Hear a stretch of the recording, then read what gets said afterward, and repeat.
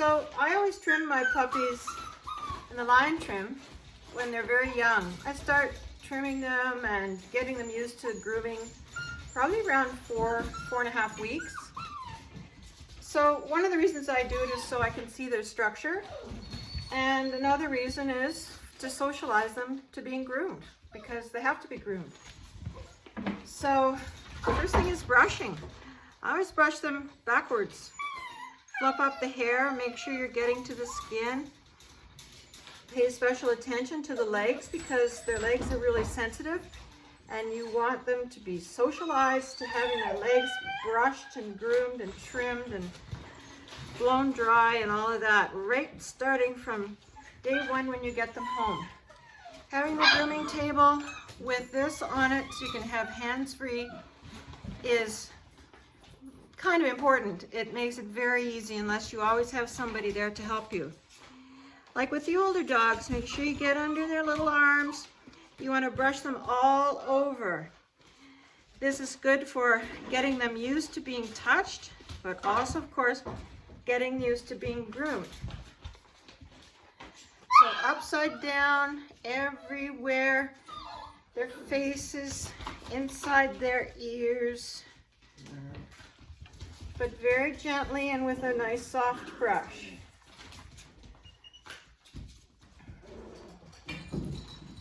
Backwards.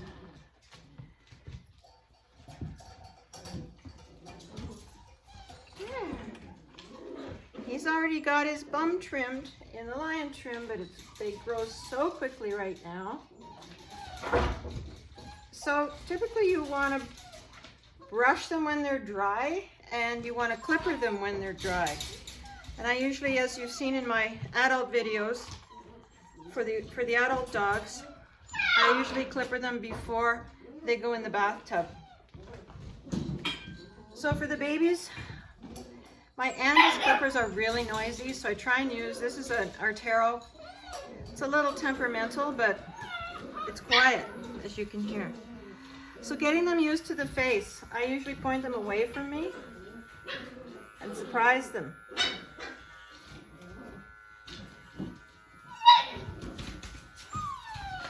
Of course, my puppies are so awesome. And I don't think they're all like this one.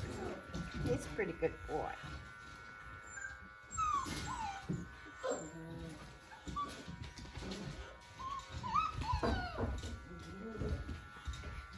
So even when he goes home at 8 or 9 weeks, he's going to look like a Portuguese water dog.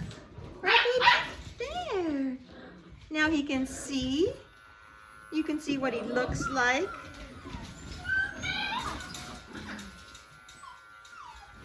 There.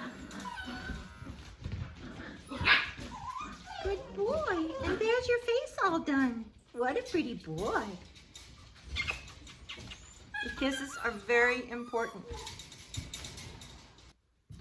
So for the ears on the babies, it's the same as on the adults. Put your thumb and finger there so you don't hurt the baby. Smaller scissors and just trim around your thumb and finger. Again, if you just take a few hairs off, that's fine. You want them to get used to this action and the feeling of everything that you're doing. You want to be really, really careful. So now I'm going to show you their little feet. Somebody wanted me to show you how to do the pads and the hair between the pads. You have to do that to the babies also. The babies, remember how fast they're growing, and the hair is growing just as fast. So all this hair between the pads collects a lot of dirt. You can hear the babies in the background. So again, these clippers are good because they'll go really short. And don't use scissors for this. It's just too dangerous. And if you cut the pads, it means crate time for days until it heals. So he's reacting to the sound and to the feeling of it. And you just want to let him react. You don't be really calm yourself. And you should not stop just because they react. You want him to get used to the sound and the feeling of everything that's going on. So I'm just going to do a little bit more. You want to get that hair from on top of the pads at least. And then we'll show you later how to go between the toes. And again, remember, you can't cut them with the clippers unless you're really scraping at the skin, and they're much safer than scissors. So getting them used to a quiet clipper is good at first if you have. Even an electric razor if you put it on the table.